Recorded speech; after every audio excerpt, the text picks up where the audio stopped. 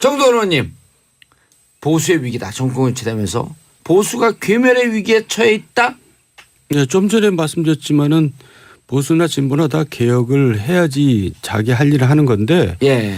지금까지 우리 최근의 보수는 개혁은커녕 과거 권위주의로 회귀해 버렸거든요. 그러니까 이제 위기죠. 그러니까 국민들의 보수층들이 떠난 거죠. 아, 저건 보수가 아니다. 저게 독재지 무슨 보수냐. 이렇게 되는 거죠. 저게 수구지 무슨 보수냐. 예. 변화를 안 하려고 하는데. 예. 그러니까 이제 위기가 된 거죠. 예. 한마디로 박근혜 시대의 새누리당은요. 박정희 시대의 공화당만도 못한 당이에요.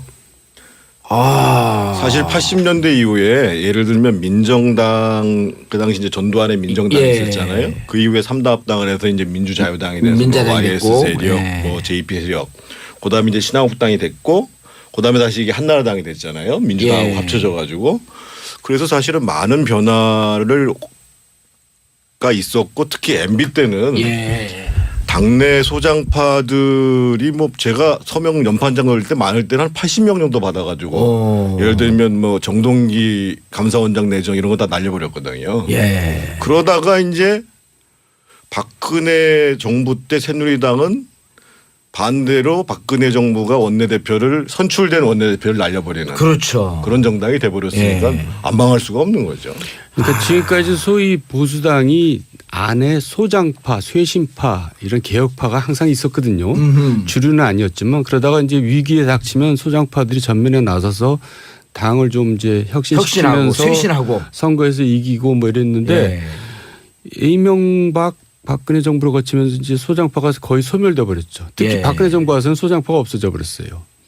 정정 브라더스가 나가서 그랬나. 정태래가 살다 그래서 그랬나. 아니 그런데 진짜 궁금한 게 첫 국회 들어간 게 17대 들어오셨잖아요. 예. 정도원 의원님도. 예. 그때도 보면은 천막 당사가 있었어요. 예. 그때 이제 차떼기 때문에 막 그 곤혹스러운 지경에 있다가 천막 당사하면서 국민들로부터 다시 관심을 받고 그런데 천막 당사를 주도한 분이 박근혜 당시의 대표였었잖아요. 그 미래연대가 한 겁니다. 예, 그러니까 미래연대 한 거요? 소장 근데 대외적으로는 다 박근혜 대통령. 미래연대가 한 거를 박근혜 받아들인 거죠. 대표가 받아들였고 그럼 그때는 좀 개혁적이었었네 그래도. 어떻게 봐요 그거는? 왜 그때 박근혜하고 지금의 박근혜가 그렇게 틀려진 거야? 그러니까 권력을 잡기 위해서 이제 쇼를 한 거죠. 쉽게 말해서. 그때 그 사람의 내재적인 것은 이제 전혀 개혁적인 게 아닌데 그 당시에는 이제 시대 상황이 권력을 잡기 위해서는 소장파하고 같이 가야겠다. 이제 미래연대라고 하는 소장파가 있었던 거죠 그때 당시에. 16대 때 미래연대가 예. 있었고요.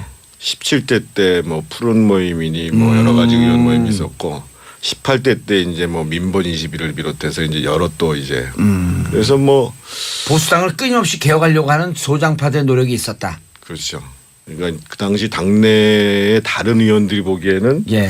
쟤들 좀 이상한 애들이다. 아하. 맨날 딴소리하고 예. 이런 사람들이 상당히 집단화돼서 있었죠. 그래서 정책도 굉장히 많이 바뀌었죠. 아. 그런데 보통 우리 정치 지형을 보면 60대 40 혹은 65대 35로 보수가 다수다라고 이렇게 얘기를 하잖아요. 국민들은 그렇죠. 국민들은. 네. 근데 그 국민들이 지지할 정당이 없어져 버린 거죠. 권위주의로 가버렸기 때문에. 그래서 지금 이제 국민들이 헤매고 있는 거죠, 오히려. 그러니까 이제 제대로 된 보수 정당이 이제 시간이 걸릴 겁니다. 자리를 잡으면 다시 이제 보수들이 다른 정당은 희망이 없나요? 다른 정당도 아직 갈 길이 멀죠. 그리고 또 중요한 거는 얼굴이 없습니다. 얼굴도 중요한 거거든요. 예.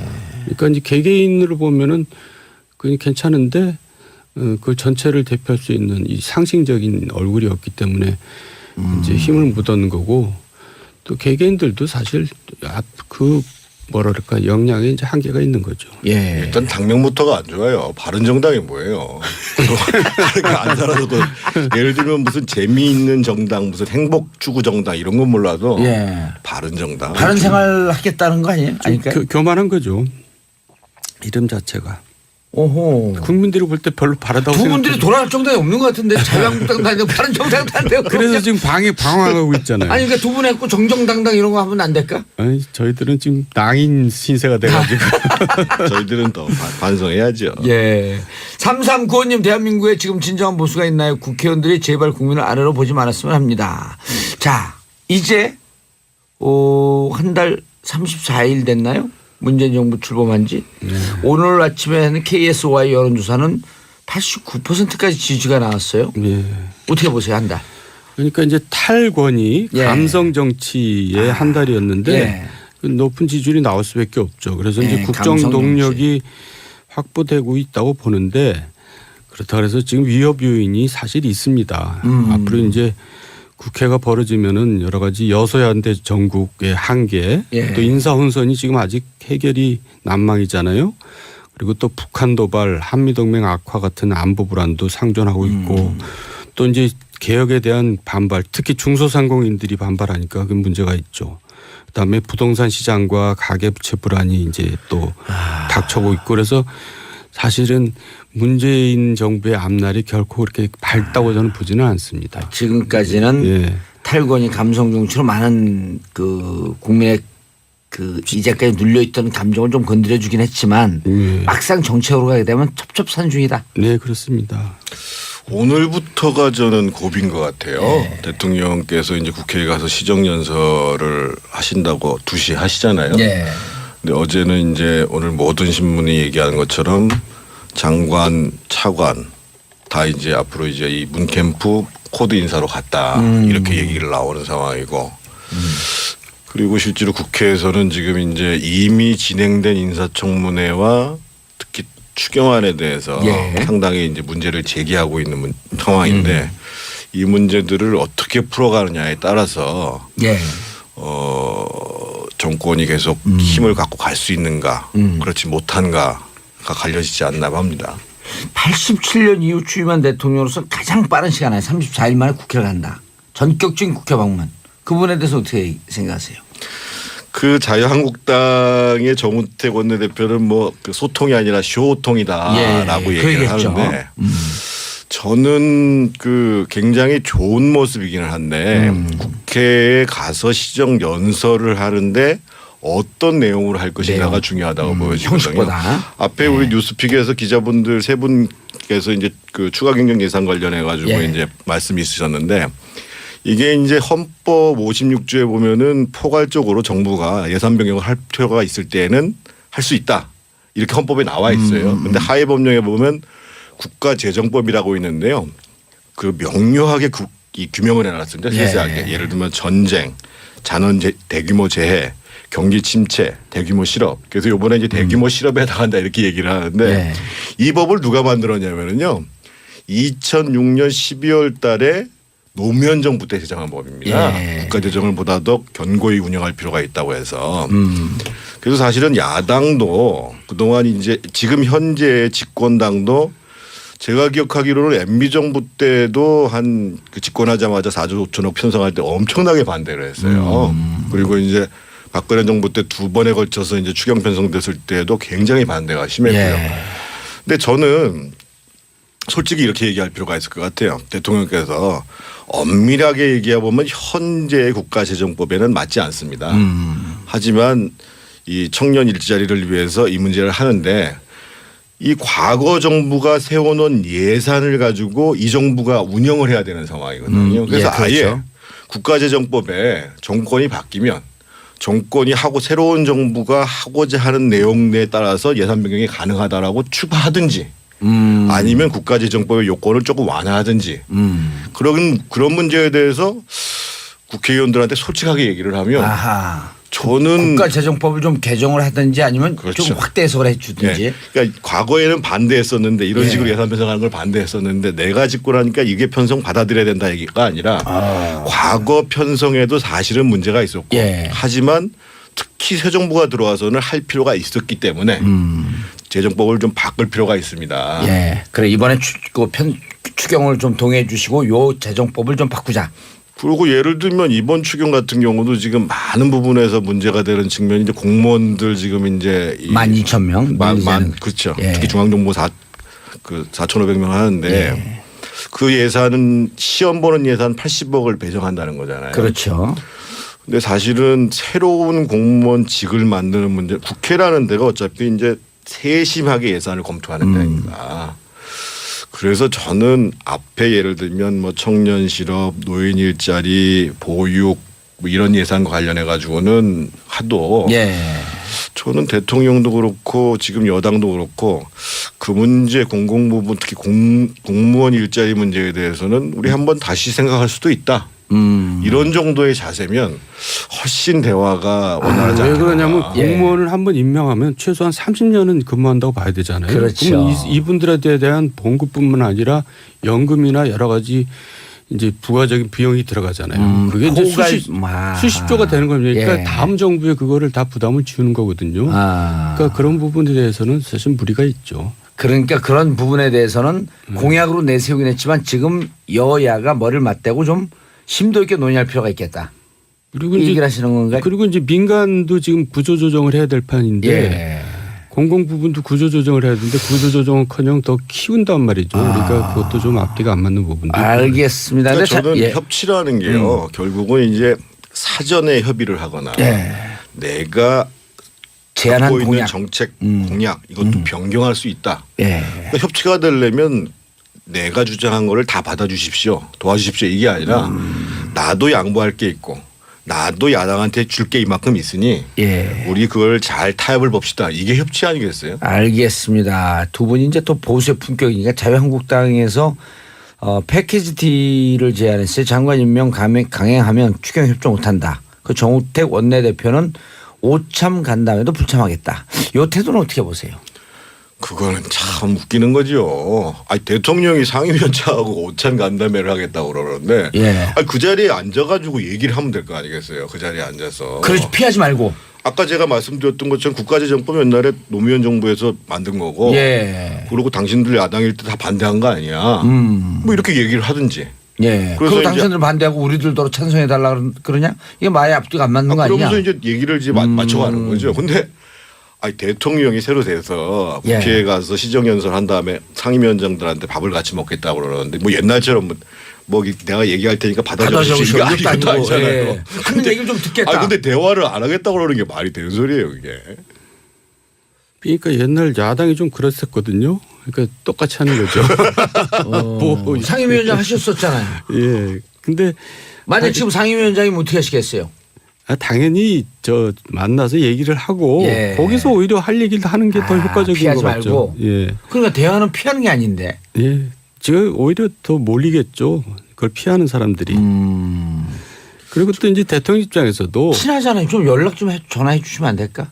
끝나고 방송. 가서 글쎄요. 밥이라도 먹어라 그냥. 제가 얘기한다고 될 일인 것 같지는 않고 어쨌든 대통령도 또 말로만 하셔서는 안 돼요. 이게 설득이라는 게 사실 정치에서 설득이 그러니까 주고받고거든요. 정태근 의원님 얘기 들어보니까 설득력이 있네. 얘기를 섞고 내 주장이 다 옳은 건 아니다. 네. 다만 내가 그렇게 주장을 하니 당신도 무슨 주장하냐. 네. 들어보면서 조정할 건 조정하고. 그렇죠. 조정을 해 절충을 해야죠. 이번에 문재인 대통령이 이제 권위를 탈권위. 버리시겠다고 말씀하셨으니까 저는 사실은 대통령으로서는 이미 제안한 걸 거절했기 때문에 부담이 되고 이게 면이 안 쓸 수도 있겠지만 그런 거 버리시고 제가 보기엔 한 번 더 진짜 우리 이제 오찬이든 예. 아니면 저녁에 막걸리를 먹으면서 한번 얘기를 한번 해봅시다. 예. 다시 얘기를 하면 아마 지금 야당이 상당히 당혹스러울 겁니다. 오히려 국민들이 보기에 그렇게까지 하는데 안 도와줄 거야? 그래서 예를 들면 우리 다시 만나서 얘기할 때 그럼 내가 양보할 수 있는 거 나도 좀 고민을 해가지고 나오겠습니다. 그리고 예를 들면 제가 이렇게 간곡하게 얘기하는 인사청문회 문제라든지 뭐 추경 중에서 꼭 필요하다고 생각하는 부분들에 대해서는 우리 자유한국당, 바른정당, 국민의당 다 생각을 좀 많이 공감을 해 주셨으면 좋겠습니다. 이렇게 하면 되잖아요. 그럼 야당들도 좀 필요한 예산이 좀 있을 텐데. 그럼요. 당연히 그렇죠. 저렇게 얘기를 합리적으로 잘하는 분이 왜 정치권에서 밀려났어. 이렇게 합리적으로 얘기하면 밀려난다니까요. 그러니까 벙어리 삼선이란 말이 있잖아요. 진실을 말할 때가 가장 위험한 겁니다. 그러니까 진실을 말하는 사람들은 별로 환영을 못 받아요. 당성에 충실해야지 표를 많이 받죠. 적당히 얘기를 해야지 살아남더라고요. 자, 오늘 김인수 김상조 인사청문회 채택 논의 있는 날입니다. 예상해 보세요. 정도원 의원님. 예, 김희수 거기는 이제 표결 대상으로 가는 것 같고, 예. 김상조는 그냥 이제 뭐 그냥 채택되는 것 같고, 예. 강경화는 아닌 것 같아요. 강경화는. 예. 근데 또 여론은 한 10% 이상이 높아요. 예. 그래서 저는 앞으로도 이제 많은 또 청문회가 있어야 되잖아요. 예. 그래서 최소한 한두 자리는 좀 희생이 불가피하지 않느냐, 저는 좀 그런 생각을 하는데. 그런데 독특한 현상이 일어났어요. 지금 그 YS 정부 이후에 역대 10명의 외교부 장관 지지 선언하면서 예. 적임자다. 그러니까 지금 일은 잘하고 있는 거죠, 청와대가. 그런 것도 끌어내고 이제 뭐 그렇게 하는 거죠. 그러니까 이제 송민순까지 들어갔는데. 여론 싸움을 하고 있는 건데 예. 어쨌든 명분은 사실 대통령이 준 거고 예. 5대 원칙 해가지고 또 이 청문회 결과가 그렇게 우리가 볼 때도 지난번에 정태근 의원도 얘기했지만은 그 흠보다도 내공이 별로 이렇게 보이지가 않아가지고 조금 부족한 면이 있는 건 사실입니다. 예. 5757님 정태근 의원이 같이 철학 있고 중심 있는 사람이 국회에 복귀해야 합니다. 못한다니까요. 중심 없어야 되는데.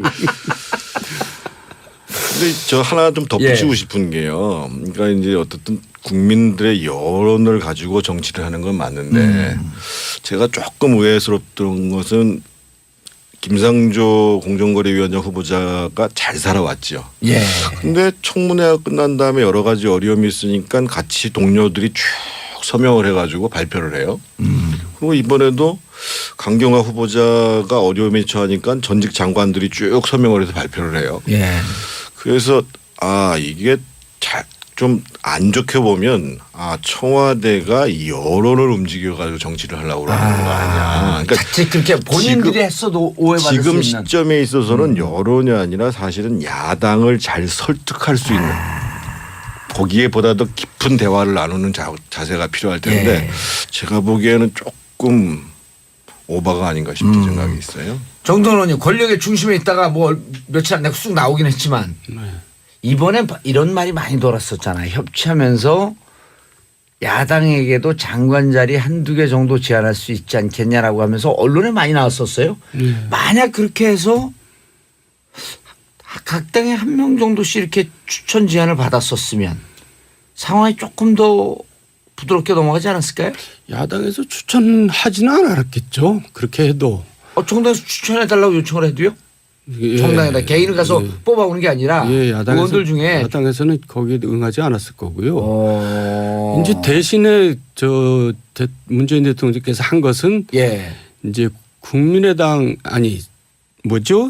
경선하면서 예. 이제 라이벌들 예. 캠프에 있던 사람들 많이 입각을 시키고 또 정부에 많이 그렇죠. 당내의 겹치 예. 그 통합 이런 건 좀 이룬 예. 것 같아요. 그래서 제 생각에는 꼭 내각에 들이지는 않더라도 예. 그 상대당에 있었던 지지자들 중에서도 괜찮은 사람들을 이렇게 입각을 시킨다든가 그럴 필요가 있다고 생각합니다. 알겠습니다. 야당에게 필요한 명분. 네. 저는 더 적극적일 필요가 있다고 봅니다. 제가 공개적으로 얘기할 수는 없습니다만 한 정당에다가는 연정 문제를 아마 제의한 적이 있었던 모양인 것 같아요. 선거에서 승리한 다음에. 예. 그러니까 뭐 장관 그런데 아마 추천을 이제 그게 잘 안 받아들였던 모양인데 어떻든 지금 우리 국회는요. 한 180석 정도의 안정적 의석이 없으면 쉽지 않습니다. 예. 그러면 저희가 보기엔 지금 당장은 아니더라도 예를 들면 바른정당까지를 포함해서 국민의당 이 자유한국당을 제외한 나머지 정당이 구조적으로 협치를 하든 연정을 하든 문제에 대해서 연정을 하는 문제에 대해서 저는 문재인 정부가 계속 고민을 해야 된다고 봅니다. 그래갖고 약 한 180석 정도의 안정적 의석을 확보해 놓고 네. 정의당은 뺄까요? 정의당은 거의 지금 도와주고 있는 거 아니에요? 알겠습니다. 자, 매주 월요일로 자리를 옮겼습니다. 보수의 품격 정정브라더스 정돈호님, 정태건호님 인사하시고요. 네, 수고 많으셨습니다. 예, 벌써 끝났어요. 예, 표정들이 왜 고맙습니다. 벌써 끝났지? 너무나 아쉽네요. 그러니까 매주 월요일 나와서 잘근잘근. 네. 정돈호님, 보수의 위기다. 정권이 치다면서 보수가 괴멸의 위기에 처해 있다. 네, 좀 전에 말씀드렸지만은 보수나 진보나 다 개혁을 해야지 자기 할 일을 하는 건데 예. 지금까지 우리 최근의 보수는 개혁은커녕 과거 권위주의로 회귀해 버렸거든요. 그러니까 이제 위기죠. 그러니까 국민들의 보수층들이 떠난 거죠. 아, 저건 보수가 아니다. 저게 독재지 무슨 보수냐. 이렇게 되는 거죠. 저게 수구지 무슨 보수냐. 예. 변화를 안 하려고 하는데. 예, 그러니까 이제 위기가 된 거죠. 예. 한마디로 박근혜 시대의 새누리당은요. 박정희 시대의 공화당만도 못한 당이에요. 아. 사실 80년대 이후에 예를 들면 민정당 그 당시 이제 전두환의 민정당이 예. 있었잖아요. 그 이후에 3다 합당을 해서 이제 민주자유당이 돼서 민자당이 YS 됐고. 세력, 예. 뭐 JP 세력, 그다음에 이제 신한국당이 됐고, 그다음에 다시 이게 한나라당이 됐잖아요. 민주당하고 예. 합쳐져 가지고. 그래서 사실은 많은 변화를 가 있었고 특히 MB 때는 예.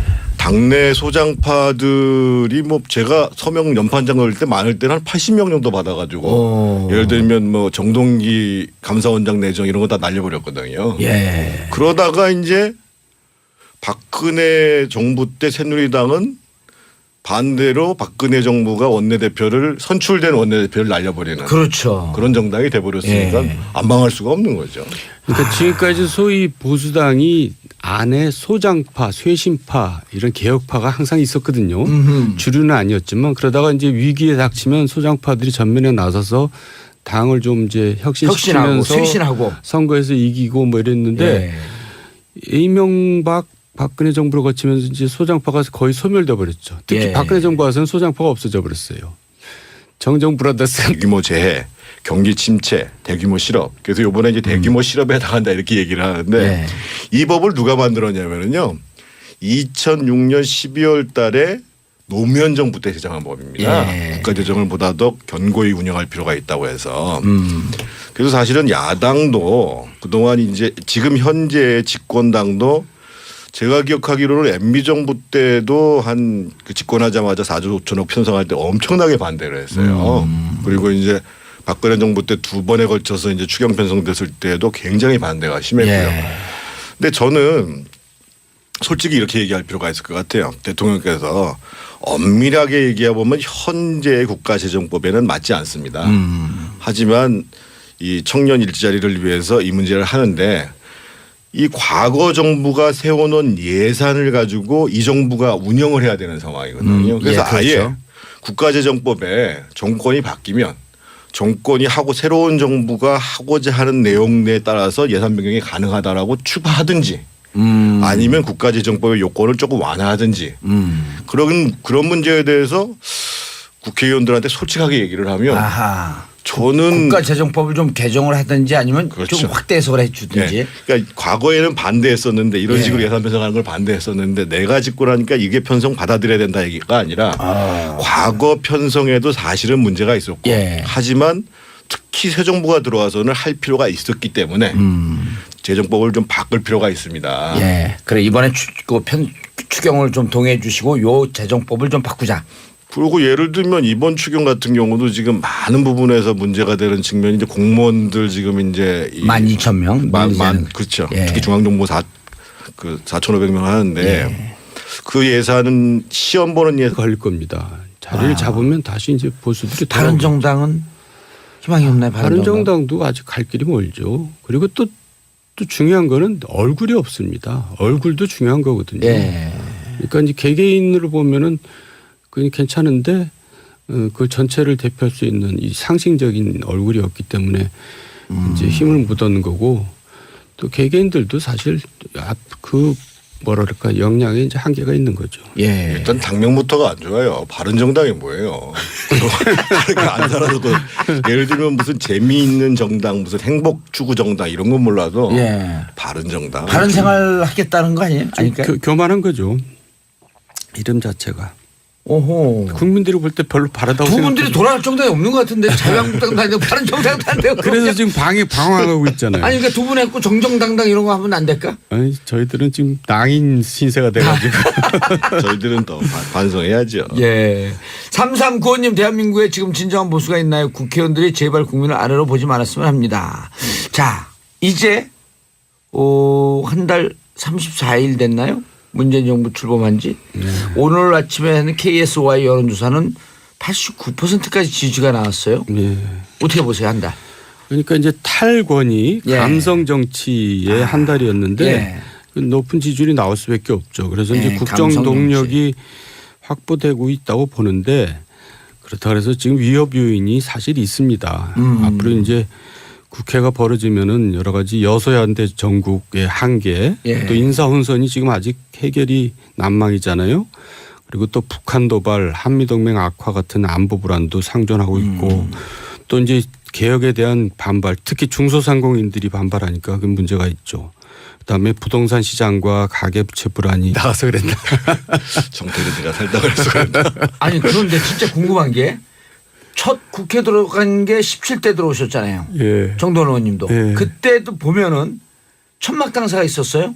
예. 그때 이제 차떼기 때문에 막 그 곤혹스러운 지경에 있다가 천막 당사하면서 국민들로부터 다시 관심을 받고 그런데 천막 당사를 주도한 분이 박근혜 당시의 대표였었잖아요.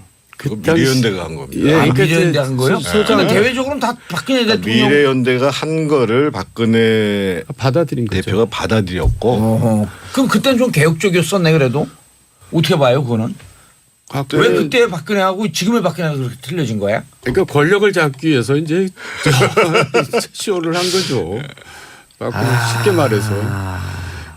그때 그 사람의 내재적인 것은 이제 전혀 개혁적인 게 아닌데 그 당시에는 이제 시대 상황이 권력을 잡기 위해서는 소장파하고 같이 가야겠다. 이제 미래연대라고 하는 소장파가 있었던 거죠 그때. 16대 때 미래연대가 예. 있었고요. 17대 때 뭐 푸른 모임이니 뭐 여러 가지 의원 모임이 있었고 18대 때 이제 뭐 민번 21을 비롯해서 이제 여러 또 이제 그래서 뭐 보수당을 끊임없이 개혁하려고 하는 소장파들의 노력이 있었다. 그렇죠. 그러니까 그 당시 당내의 다른 의원들이 보기에는 예. 쟤들 좀 이상한 애들이다. 아하. 맨날 딴소리하고 예. 이런 사람들이 상당히 집단화돼서 있었죠. 그래서 정책도 굉장히 많이 바뀌었죠. 아. 그런데 보통 우리 정치 지형을 보면 60대 40 혹은 65대 35로 보수가 다수다라고 이렇게 얘기를 하잖아요. 국민들은 그렇죠. 국민들은. 네. 근데 그 국민들이 지지할 정당이 없어져 버린 거죠. 권위주의로 가버렸기 때문에. 그래서 지금 이제 국민들이 헤매고 있는 거죠, 오히려.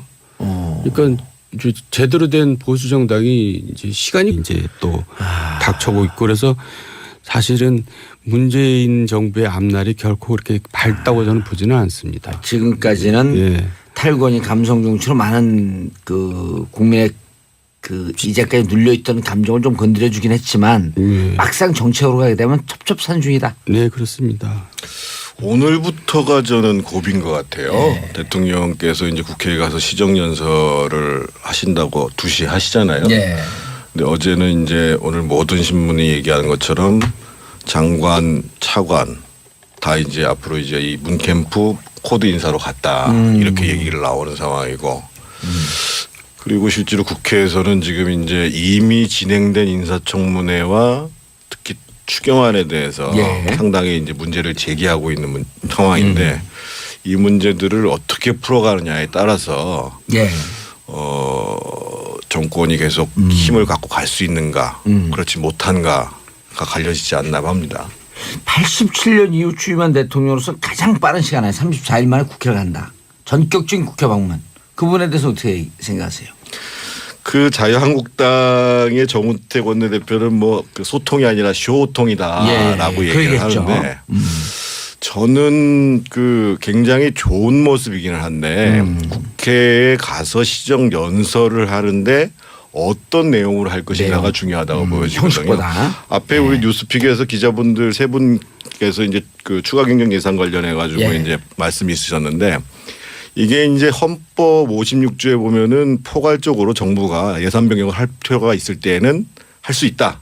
이렇게 헌법에 나와 있어요. 그런데 하위 법령에 보면 국가재정법이라고 있는데요. 그 명료하게 이 규명을 해놨습니다. 세세하게. 예를 들면 전쟁,